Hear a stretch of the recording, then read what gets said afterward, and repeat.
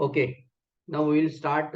एक चैप्टर है coordination compound, जिसके ऊपर आपको छोटे छोटे क्वेश्चन आ जाते हैं। Will start that. और थियोरेटिकल मैंने इसके लिए नहीं लिया बिकॉज थियोरेटिकल हम कभी भी मार्क करके दे सकते हैं। इसको थोड़ा समझने वाला चैप्टर है और इसका रिकॉर्डिंग जरूरी है, इसके लिए मैंने ये चैप्टर हमने लिया है। तो सबसे पहले विल अंडरस्टैंड कोऑर्डिनेशन कंपाउंड का मतलब क्या होता है, ठीक है ना। तो फर्स्ट, सबसे पहले हम यहाँ पे समझेंगे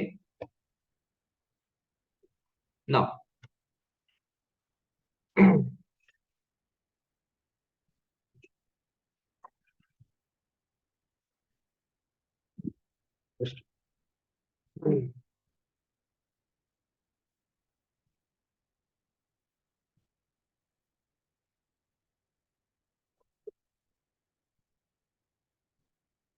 ना, तो first will understand what do mean bye coordination.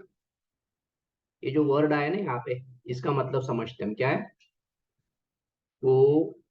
Coordination का मतलब क्या होता है ना। See, coordination is a name of a bond है। ये क्या है? नेम ऑफ एक बॉन्ड है। कौन सा बॉन्ड? हमने तीन टाइप के बॉन्ड अभी तक समझे हैं। फर्स्ट है हमारे पास कोवैलेंट बॉन्ड, है ना, पहला बॉन्ड है। दूसरा बॉन्ड कौन सा है? Ionic bond. आयोनिक बॉन्ड ये ट्रू बॉन्ड नहीं है, लेकिन हम इसको बॉन्ड के कैटेगरी में लेते हैं। और थर्ड है coordinate bond. Coordinate bond,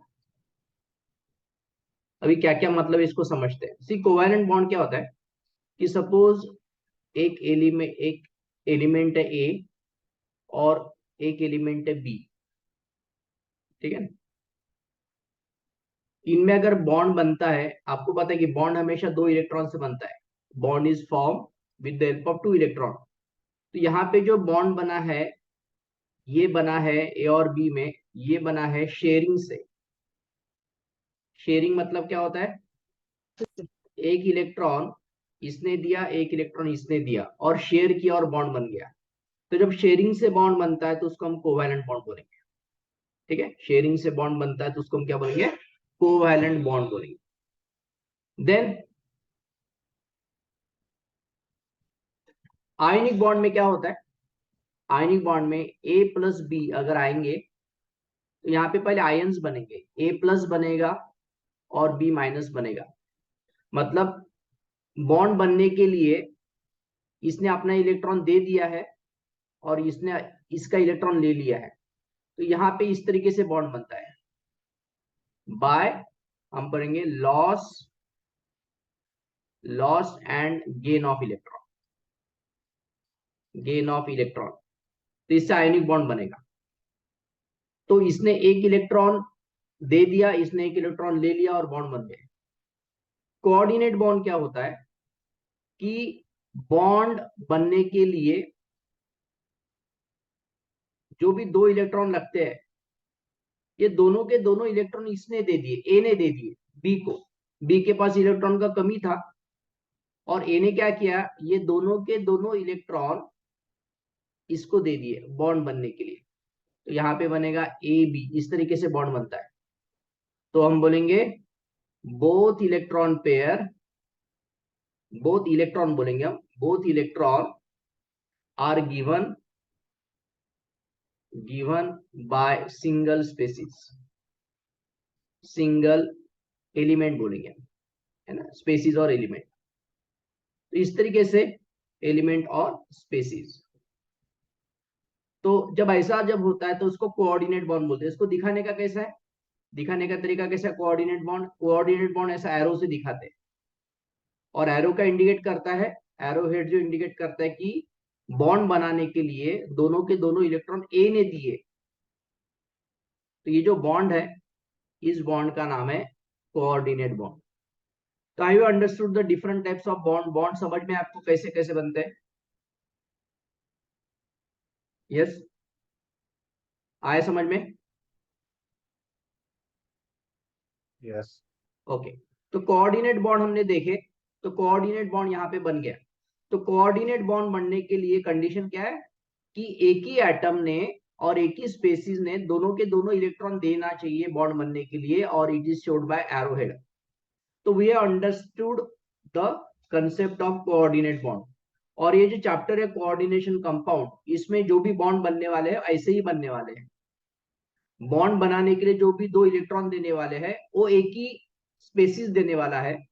that's why ऐसे कंपाउंड को हम कोऑर्डिनेशन कंपाउंड्स बोलते हैं। ठीक है, so that is the one thing. अभी ये पता कैसे चला, ये पता कैसे चला, क्या हुआ था देखो।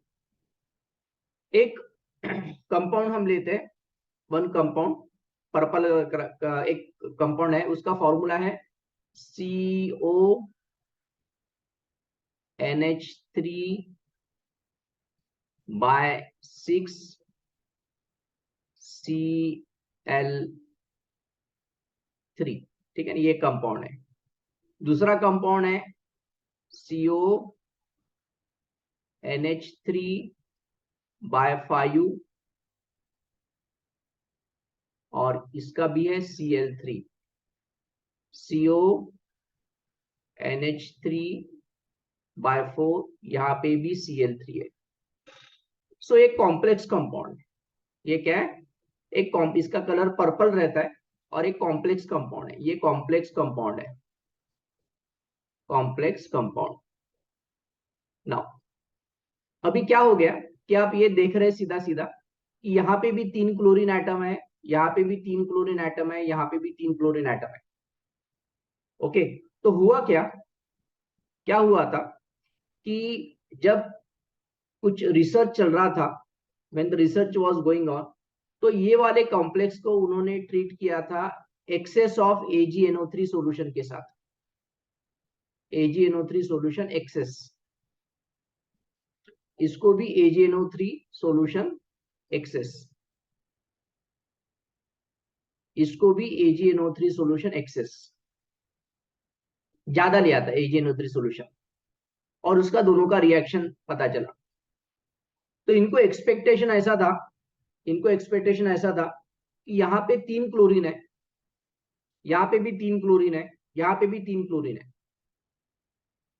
तो इनको एक्सपेक्टेशन ऐसा था कि जब ये दोनों मिक्स हो जाएंगे तो यहाँ पे एक AgCl कंपाउंड बनता है। कौन सा कंपाउंड बनेगा, AgCl, और AgCl बनता है PPT, प्रेसिपिटेट बनता है। तो AgCl जो बनेगा, तो यहाँ पे 3 मोल बनना चाहिए था, 3 मोल, बिकॉज 3 क्लोरीन है, 3 ये एक्सेस लिया है, तो दे मस्ट गेट 3 AgCl। यहाँ पे भी 3 AgCl मिलना चाहिए, बिकॉज यहाँ पे क्लोरीन 3 है और ये एक्सेस है, यहाँ पे भी क्लोरीन 3 है, ये एक्सेस है। लेकिन उनको ऐसा पता चला कि इवन 3 क्लोरीन होने के बाद भी यहाँ पे उनको जो AgCl मिला वो 2 AgCl मिला, और यहाँ पे जो AgCl मिला उनको एक ही AgCl मिला है, प्रेसिपिटेट, प्रेसिपिटेट सेटल हो जाता है। तो यहाँ पे AgCl का क्वांटिटी ज्यादा मिला, यहाँ पे AgCl क्वांटिटी कम मिला, यहाँ पे AgCl का क्वांटिटी बहुत कम मिला। और उन्होंने रिएक्शन वाइज चेक किया, तो यहाँ पे उनको 3 मोल मिला, यहाँ पे 2 मोल मिला, यहाँ पे 1 मोल मिला, 1 मोल मिला। तो भी उनके समझ में ये नहीं आ रहा था कि यहाँ पे तो 3 क्लोरीन है, यहाँ पे तो क्लोरीन 3 है, यहाँ पे 3 है, यहाँ पे 3 है, भले ही अमोनिया को, बिकॉज रिएक्शन तो इनका होने वाला है, रिएक्शन का तो Ag और Cl का होने वाला है, यहाँ पे भी AgCl का रिएक्शन होने वाला है, AgCl का रिएक्शन होने वाला है। हमने AgNO3 एक्सेस लिया, ये तो हमने एक्सेस लिया, ये एक्सेस लिया, यहाँ पे सब जगह 3 क्लोरीन है, लेकिन जब भी रिएक्शन हो रहा है तो यहाँ पे तीनों के तीनों क्लोरीन मिक्स हो रहे हैं, यहाँ पे एक क्लोरीन मिक्स नहीं हो रहा है, यहाँ पे 2 क्लोरीन मिक्स नहीं हो रहे, मतलब एक ही क्लोरीन मिक्स हो रहा है, और आपको एक ही AgCl मोल मिल रहा है। So that was the problem in front of the scientist। तो ये ऐसा क्यों हो रहा है ये उनको समझ में नहीं आ रहा था। तो इसका जो आंसर दिया, that the name of that scientist is Warner, और वही वार्नर थ्योरी करके आगे फेमस हो गया, और वहीं से हमारा कोऑर्डिनेशन कंपाउंड यहाँ से स्टार्ट हो गया। तो वार्नर ने क्या बोला था, वार्नर ने बोला था कि आपने ये जो कंपाउंड ऐसा लिखा, इंस्टेड ऑफ राइटिंग दिस, आपको इसको इस तरीके से लिखना पड़ेगा, CONH3 बाय 6 Cl3। ये पहला वाला कंपाउंड आपने इस तरीके से लिखा, ठीक है। दूसरा कंपाउंड आप कैसा लिखोगे, CONH3 बाय 5, एक Cl अंदर लेंगे और 2 Cl बाहर लेंगे। और तीसरा कंप कैसे लेंगे, CONH3, तो यहाँ पे 4 था तो यहाँ पे हम 4 लेंगे और 2 क्लोरीन अंदर लेंगे और आपको एक ही क्लोरीन बाहर मिलेगा। अगर अभी मैं इसके साथ AgNO3 के साथ रिएक्शन करता हूं, तीनों का एक्सेस AgNO3 के साथ, तो क्या हो जाएगा, तो ऐसा हो जाएगा कि यहाँ पे अभी ये 3 क्लोरीन जो बाहर है ब्रैकेट के, वही रिएक्ट होने वाले हैं। जो 3 क्लोरीन ब्रैकेट के बाहर है वही रिएक्ट होंगे। यहाँ पे ब्रैकेट के बाहर 2 ही क्लोरीन है तो यहाँ पे आपको 2 AgCl मिलेगा। यहाँ पे ब्रैकेट के बाहर एक ही Cl है, इसके लिए आपको एक ही AgCl मिलेगा। और उन्होंने बोला कि ये जो कंपाउंड है, ये कंपाउंड कॉम्प्लेक्स कंपाउंड है। क्या बोला था उन्होंने, इस कंपाउंड को बोला था कॉम्प्लेक्स कंपाउंड है। और कॉम्प्लेक्स कंपाउंड को हम जब इस तरीके से लिखेंगे तो आपका जो प्रॉब्लम हो रहा था मैंने थ्योरेटिकली सॉल्व किया।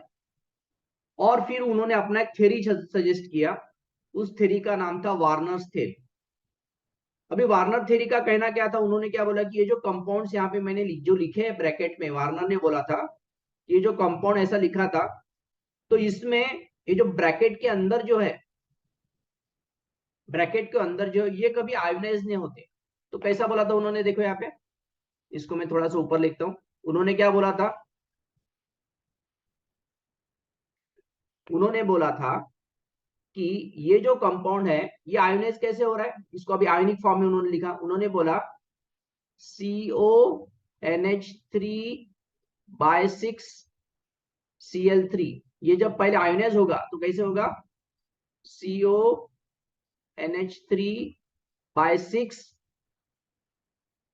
+3 प्लस थ्राइस Cl माइनस, ये ऐसा आयोनाइज होगा। ये वाला कैसे आयोनाइज होगा, CONH3 बाय, यहाँ पे 5 है, यहाँ पे Cl है और यहाँ पे बाहर Cl2 है, तो यहाँ पे क्या हो जाएगा, CONH3 बाय 5, यहाँ पे Cl और यहाँ पे +2 रहेगा और 2 Cl माइनस। और ये कैसे आयोनाइज होगा, it will B CONH3 bye 4 Cl2, बाहर एक ही Cl है तो आयोनाइज कैसे होगा ये, CONH3 बाय 4 Cl2, यहाँ पे एक प्लस प्लस Cl माइनस। तो यहाँ पे इनका जो आयोनाइजेशन है, आयोनाइजेशन हो रहा है,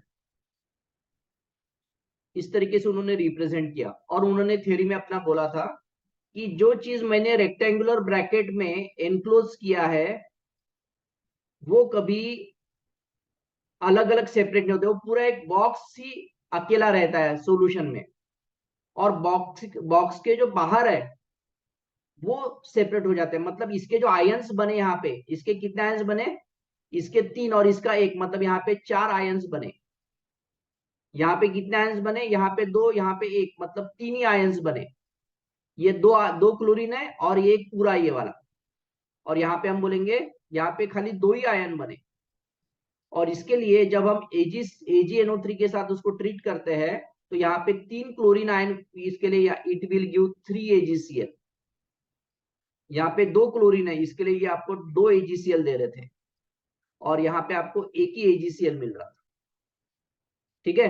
तो उन्होंने बोला कि जो भी ये कंपाउंड आपने ऊपर में देखे, ये जो जो दो भी आपने कंपाउंड ऊपर में देखे, तो ये जो कंपाउंड है ये आर कॉम्प्लेक्स आयन, ये सभी कॉम्प्लेक्स। और ये इस तरीके से लिखने के बजाय अगर हम इसको इस तरीके से लिखेंगे तो आपका जो भी प्रॉब्लम हो रहा था यहाँ पे सॉल्व हो गया। और उन्होंने बोला कि ये जो कॉम्प्लेक्स आयन है, इसमें जो रेक्टेंगुलर ब्रैकेट का जो आयन बना, इसको कॉम्प्लेक्स आयन बोलेंगे। क्या बोलेंगे इसको, these are the complex ion, complex ion बोलेंगे। ये भी कॉम्प्लेक्स आयन, ये भी कॉम्प्लेक्स आयन, ये वाला जो है अपना रेगुलर आयन रहेगा। और कॉम्प्लेक्स आयन कभी और ब्रेकअप नहीं हो सकता है। तो उन्होंने रूल क्या बोला, complex ion cannot be broken further, और फर्दर ब्रेक नहीं हो सकता है, बिकॉज इसमें से ये निकल नहीं सकता है, इसमें से ये दोनों निकल नहीं सकते, ये दोनों निकल नहीं सकते, बिकॉज इसके साथ टाइटली बाउंड है, जो रेक्टेंगल के बाहर के हैं वही निकलेंगे, ऐसा वार्नर ने बोला था। ये समझ में आपको Warner theory? Have you understood this theory?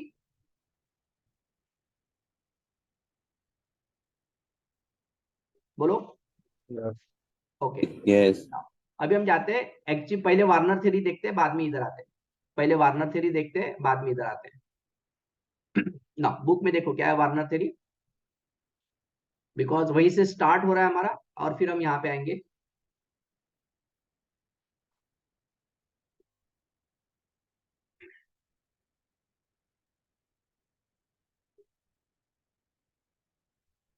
Just a minute.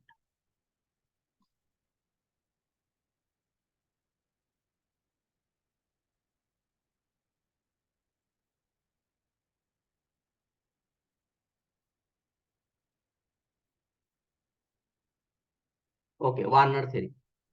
तो वार्नर थ्योरी के यहाँ पे जो पोस्टुलेटन, ये आपको एग्जाम में आते हैं कि वार्नर थ्योरी के पोस्टुलेट्स क्या क्या है, ठीक है ना। तो ये जो पोस्टुलेट्स है हम ले लेते हैं और इसको समझते हैं अच्छी तरीके से, और फिर हम एक्चुअली हमारा चैप्टर स्टार्ट करेंगे। यहाँ पे देखो,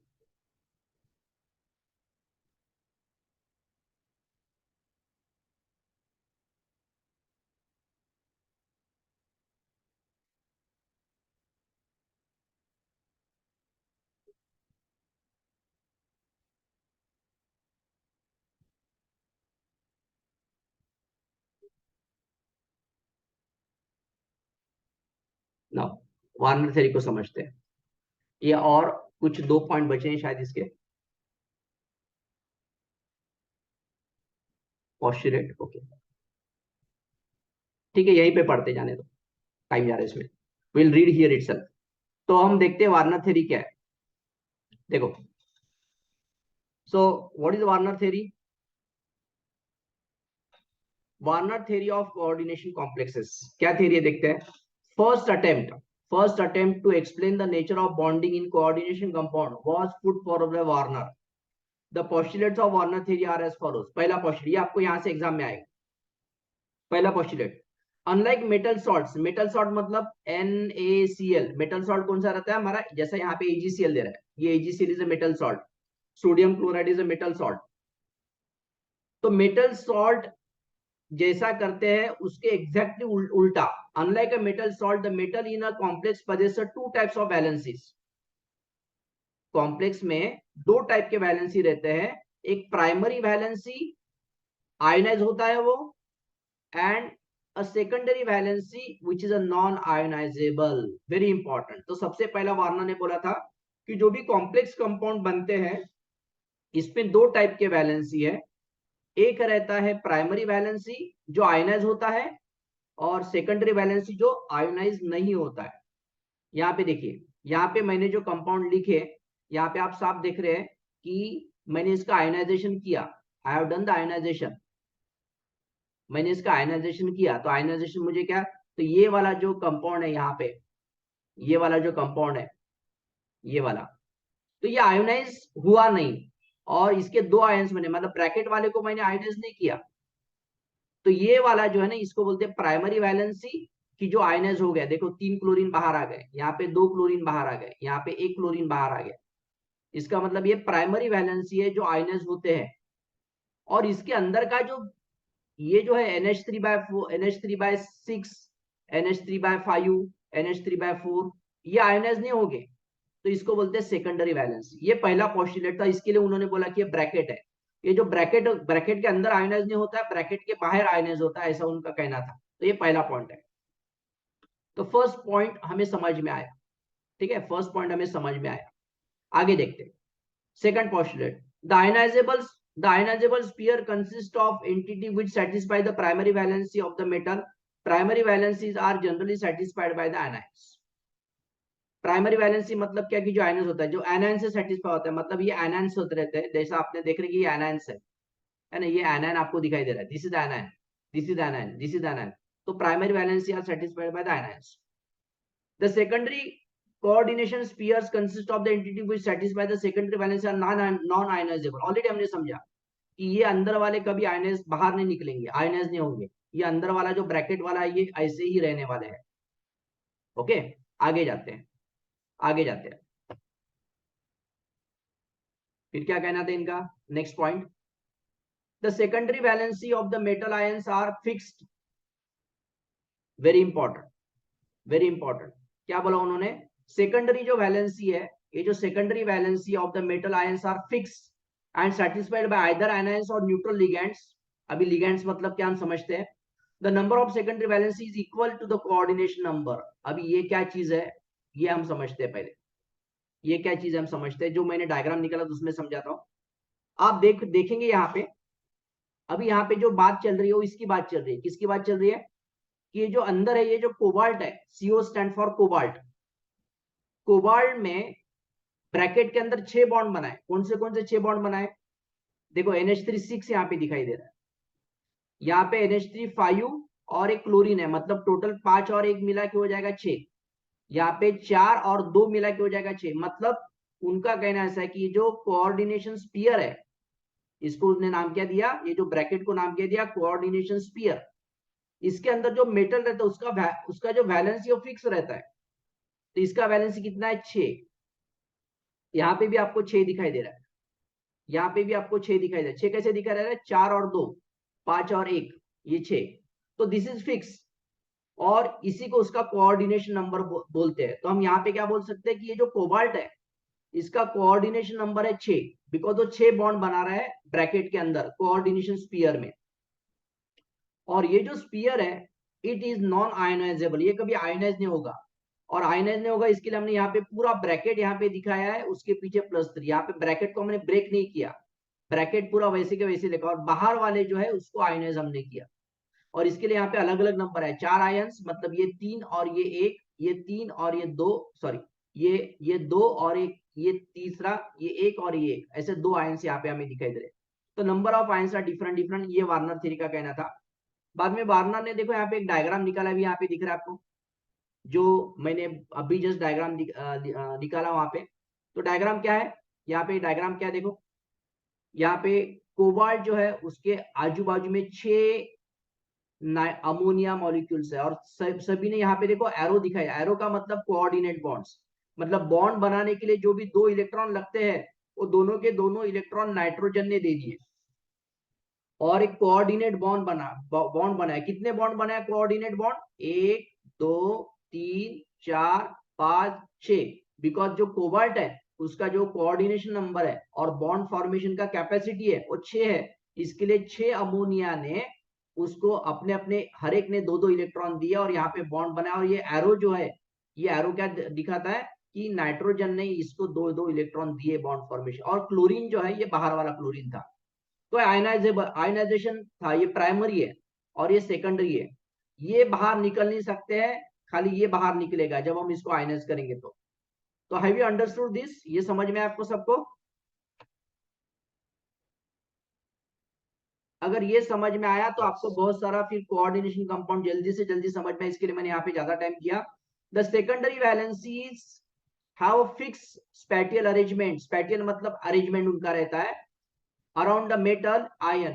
2 spheres of attraction in a complex are shown.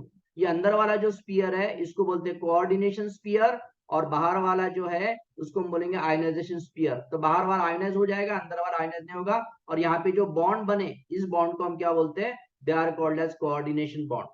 तो हैव यू अंडरस्टूड दिस, ये समझ में आपको. तो आपको यहाँ पे पहला क्वेश्चन मिल गया, फर्स्ट क्वेश्चन आपको मिल गया, ये आपको नोट कर लेना है. That first question is what is the main postulates of Warner theory. आपको क्या समझना है, main postulates of Warner theory. तो यहाँ पे 4 दिए, postulate 1, postulate 2, postulate 3 और बाद में अंदर बुक में. तो ये पहला क्वेश्चन है, आपको इंपॉर्टेंट क्वेश्चन है, 5 स्टार क्वेश्चन है, आपको इसके ये क्वेश्चन आ सकते हैं. तो पहला क्वेश्चन मेरे तरफ से आपको दे दिया मैंने, what are the main postulates of Warner theory. फिर अभी हम जाते हैं आगे, अभी हम जाते हैं आगे, ठीक है ना। ये पहला हमने कोऑर्डिनेशन, हमने पहले कोऑर्डिनेट बॉन्ड समझा, फिर ये पहला अटेम्प्ट वार्नर ने उसको कैसे जस्टिफाई किया और कैसे उसको आंसर दिया वो समझा। और अभी हम आगे जाते हैं, अभी आगे जाते हैं, ठीक है। अभी यहाँ पे देखो, यहाँ पे क्या हो रहा है,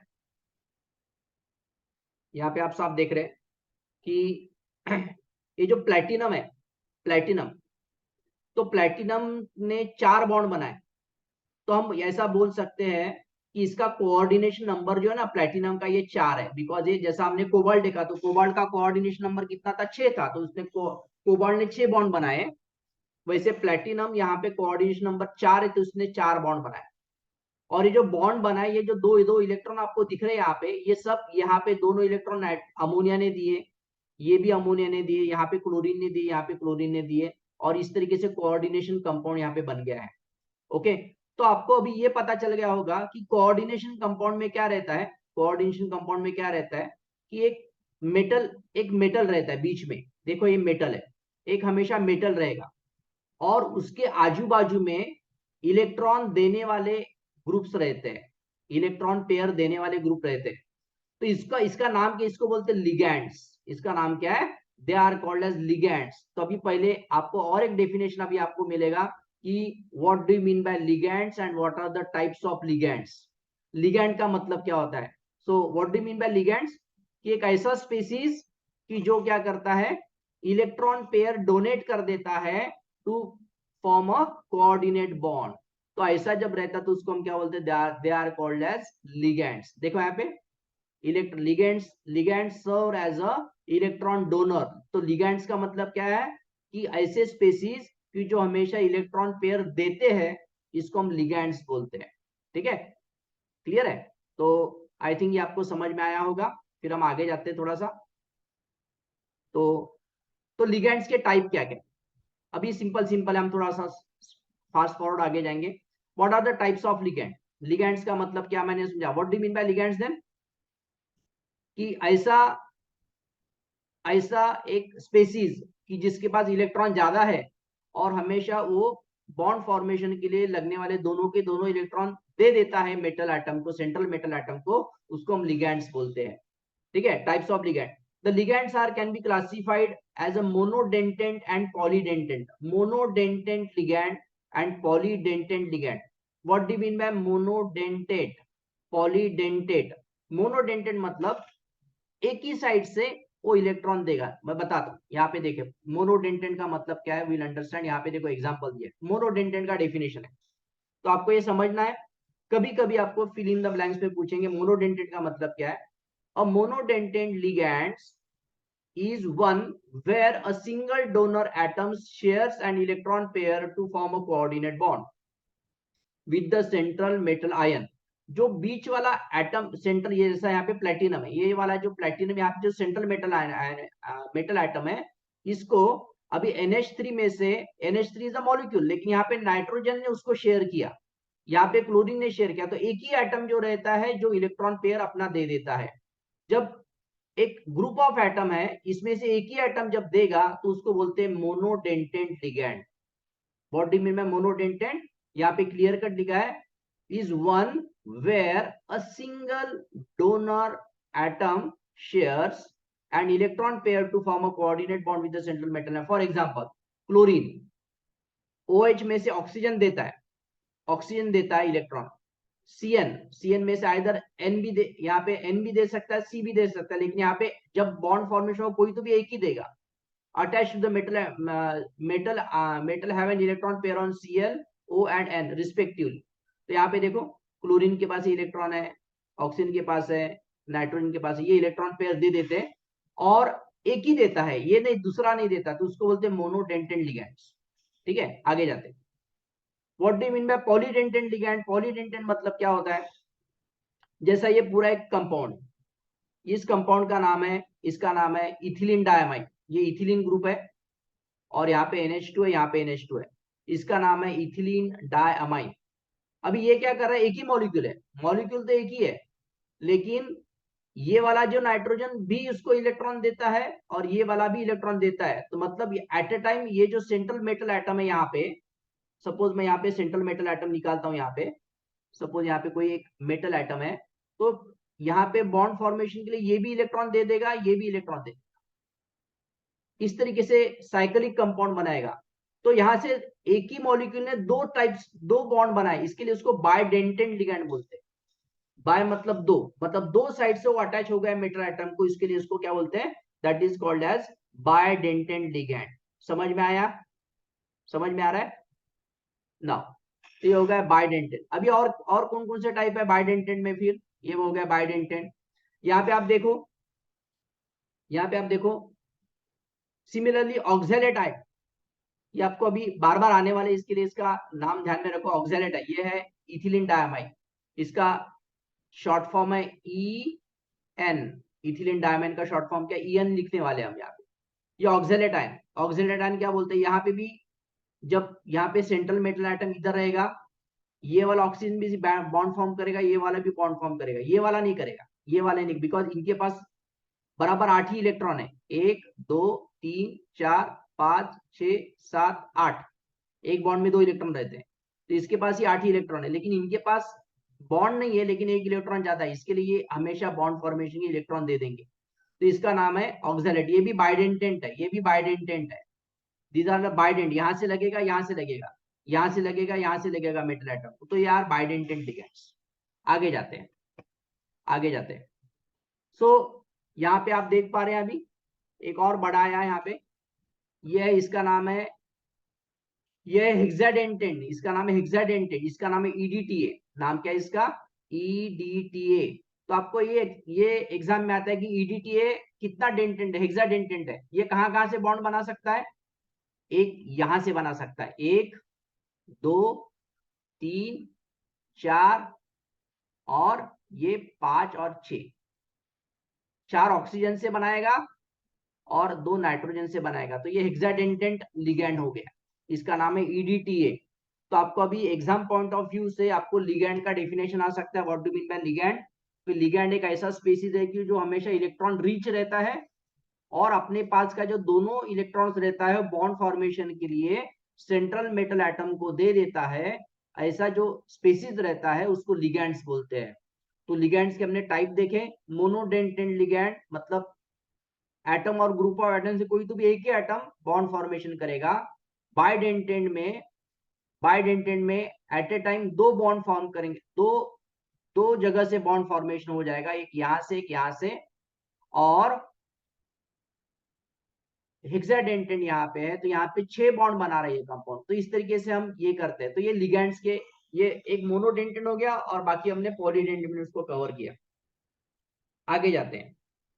फिर एम्बीडेंटेंट लिगैंड्स, ये भी आपको एग्जाम में जरूर आता है। एम्बीडेंटेंट मतलब स्पेशली ये आता है, एम्बीडेंटेंट का मतलब क्या होता है, एम्बीडेंटेंट लिगैंड का मतलब क्या होता है, एम्बीडेंटेंट का मतलब क्या होता है, एम्बीडेंटेंट का मतलब होता है कि एक ऐसा लिगैंड कि जो दो लिगैंड तो एक ही रहता है, इट इज अ मोनोडेंटेंट। जैसा यहाँ पे आप यहाँ पे क्लियर कट देख रहे हैं, यहाँ पे क्लियर कट देख रहे हैं, यहाँ पे क्या हो रहा है, एन, एक डबल बॉन्ड है, एक सिंगल बॉन्ड है, NO2, ये क्या है, इसका नाम है NO2, ये लिगैंड है। ये क्या करता है, जब भी ये बॉन्ड बनाता है तो इट इज अ मोनोडेंटेंट। एक बार इसने N के थ्रू बॉन्डिंग बनाया, कभी कभी ऐसा बना सकता है और कभी कभी ऑक्सीजन के थ्रू बना सकता है। मतलब लिगैंड तो एक ही है, लेकिन उसका अटैच होने का, मेटल को अटैच होने के 2 तरीके हैं, एक तो ऐसा करेगा, नहीं तो ऐसा करेगा। आया समझ में? एक तो it will be attach to nitrogen और अटैच टू ऑक्सीजन। जब ऐसा रहता है तो उसको एम्बीडेंटेंट लिगैंड बोलते हैं। और ये भी डेफिनेशन आपको एग्जाम में आता है, what is ambidentate, the ligands which have 2 donor atoms and use the electron pair of either donor atom. उसके पास एक डोनर है, ये भी डोनर है, तो उसमें से कोई तो भी एक को यूज करेगा। यहाँ पे नाइट्रोजन को यूज किया, यहाँ पे ऑक्सीजन को यूज किया। जब ऐसा होता है तो उसको बोलते हैं ambidentate ligand. Are ambidentate ligands, for example NO2- link to the metal ion through nitrogen और ऑक्सीजन। और एक है यहाँ पे HCN, HCN is a 2 donor atom. यहाँ पे एक सल्फर है, एक नाइट्रोजन है, तो एक कभी कभी सल्फर के थ्रू अटैच होगा, कभी कभी नाइट्रोजन के थ्रू अटैच होगा। तो इसके लिए एम्बिडेंटेंट के हमारे पास दो टाइप है, एक NO2 माइनस, आपको एग्जांपल आता है, पहला एग्जांपल हुआ NO2 माइनस, दूसरा एग्जांपल हो गया SCN माइनस। तो इस तरीके से आपके पास दो एग्जांपल है कि ये एम्बिडेंटेंट है। एम्बिडेंटेंट मतलब दो साइड से वो लग सकता है मेटल एटम को। तो ये चीज आपको यहाँ पे अंडरस्टैंड करना है। समझ में आया यहाँ तक? लिगेंड्स वाला टॉपिक समझ में आया सबको? लिगेंड्स वाला टॉपिक समझ में आया? Yes. ओके। तो हमने देखो लिगेंड समझा, हमने वार्नर थ्योरी समझा, लिगेंड समझा, लिगेंड्स के टाइप देखे हमने, मोनोडेंटेंट, पॉलीडेंटेंट एंड एम्बिडेंटेंट, ऐसे तीन टाइप हो गए लिगेंड्स के। और पॉलीडेंटेंट में हमने देखा बाइडेंटेंट, बाइडेंटेंट के हमने दो एग्जांपल देखे, इथिलीन डायमाइन एंड ऑक्सैलेट, और एक ईडीटीए जो था दैट इज अ हेक्साडेंटेंट लिगेंड था। तो ये वाला चीज आपको हमेशा ध्यान में रखना है, बिकॉज वो आपको बार बार लगने वाले हैं और वही वही नाम आने वाले। शुरुआत में अभी आप पहली बार देख रहे हैं, इसके लिए आपको ऐसा लग रहा होगा, लेकिन हमेशा वही नाम आने वाले, इसके लिए आपको चिंता करने की जरूरत नहीं, आपको याद हो जाएंगे, ethylene diamine, then oxalato and then EDTA. तो ये दो जो पहले जो दो बाइडेंटेंट थे, और एम्बिडेंटेंट में कौन है? NO2 माइनस है एंड SCN माइनस है। आई होप आपको यहाँ तक समझ में आया होगा। मैं दूसरा मीटिंग का एक लिंक भेजता हूँ और देन वी विल स्टॉप। एक बार फिर से भेजता हूँ, फिर से ज्वाइन कीजिए, ठीक है?